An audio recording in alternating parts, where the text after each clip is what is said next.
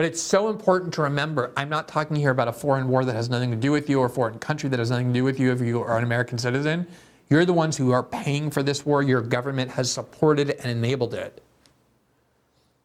And during the campaign, Joe Biden, who flew to Israel shortly after October 7th, hugged Netanyahu, said, my whole life has been about support for Israel, and you're going to have all the money and all the weapons you want until you decide this war is done, and kept his word, gave Netanyahu all the money and all the weapons he wanted.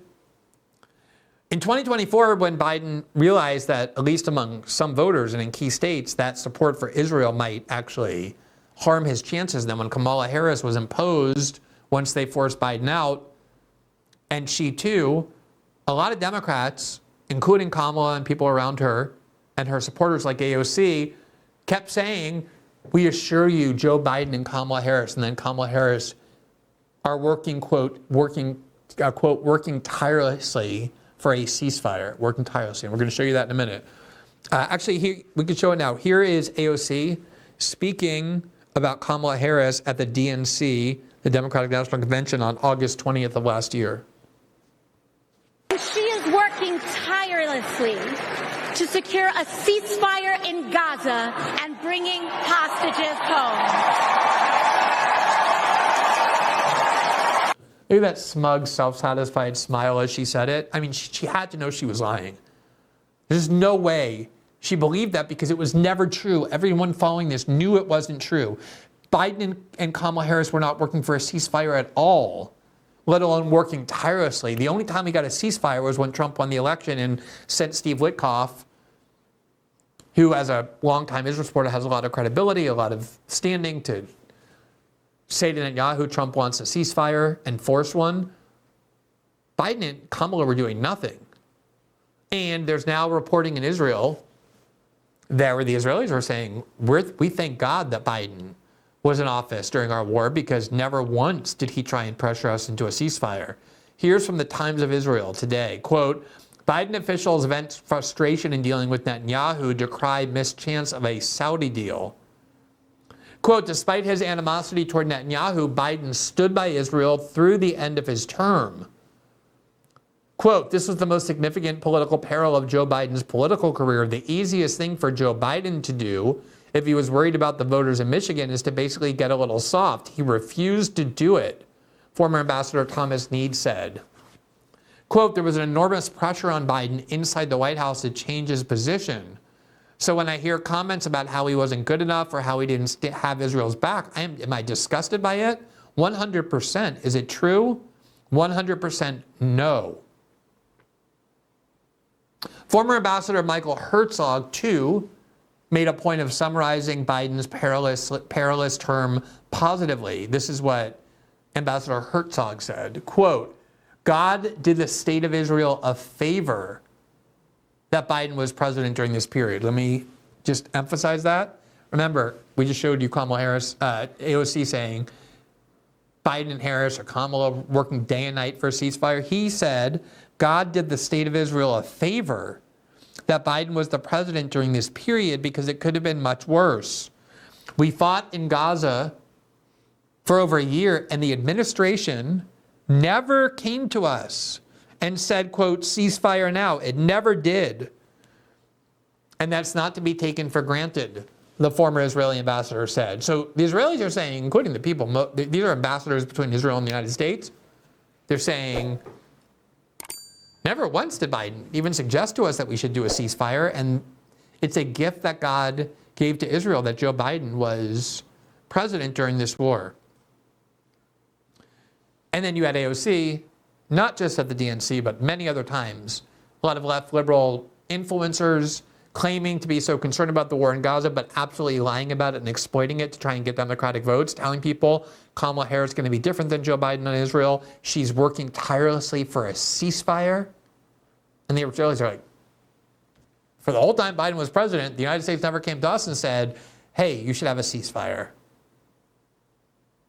Here's an Israeli, Shail ben Ephraim. And when I say he's an Israeli, I mean he's a Zionist. He vehemently believes that the state of Israel needs to exist as a Jewish-dominated state. denounced October 7th as a horrific war crime, believes that Hamas is the epitome of evil. And this is what he said yesterday after all this news that we just showed you. This is what he said, quote, "It took me a long time to get to this point, but it's time to face it. Israel is committing genocide in Gaza. Between the indiscriminate bombing of hospitals, the starvation of the population, plans for ethnic cleansing, slaughter of aid workers, and cover-ups, there is no escaping it. Israel is trying to eradicate the Palestinian people. We can't stop it unless we admit it." It took him 17 months, 16 months into this atrocious war. He obviously doesn't want to acknowledge this. He doesn't want to admit that. And he's saying, like, look, I've resisted this for so long. And again, this is a supporter of Israel, an Israeli Jewish citizen who's saying, it's just time to face facts. There's no denying it any longer. Our country is committing genocide in Gaza. And I know there are a lot of people critical of Israel who don't like that word genocide. I had Professor Mearsheimer on a couple of weeks ago to explain why he believes it's not only so applicable, but so important to call it that. Because again, it's the United States enabling it, paying for it, defending it, protecting it in every way. And there's no longer any doubt about the Israeli aim. It is to cleanse Gaza of all Palestinians, to make life impossible for Palestinians to remain in Gaza, clear them out, and just have Israeli moves in and annex Gaza for the Israelis. I mean, Trump said it, the Israelis are saying it. Like, how much more do you need to understand that ethnic cleansing, eradicating the Palestinian people, and stealing Gaza for Israel, which was never supposed to be part of Israel from the beginning. It was always going to compose a Palestinian state along with the West Bank. The West Bank is on its way to full Israeli annexation. Settlers are now completely emboldened. They attack Palestinians every day violently while the IDF protects them. And the Israelis have a vision, and they had it before October 7th. October 7th is what permitted them to do it. It was the pretext, sort of like neocons wanted to go attack Iraq and play in the Middle East long before September 11th. And September 11th happened. They're like, now we have an event that can justify what we've wanted to do for a long time. It was clear that the Israeli government under Netanyahu and the formation, the iteration that they now exist in, with people like Ben-Gvir populating the government, had as their goal the eradication of Palestinians from Gaza and the full annexation of the West Bank. Thanks for watching this clip from System Update, our live show that airs every Monday through Friday at 7 p.m. Eastern, exclusively on Rumble. You can catch the full nightly shows live or view the backlog of episodes for free on our Rumble page.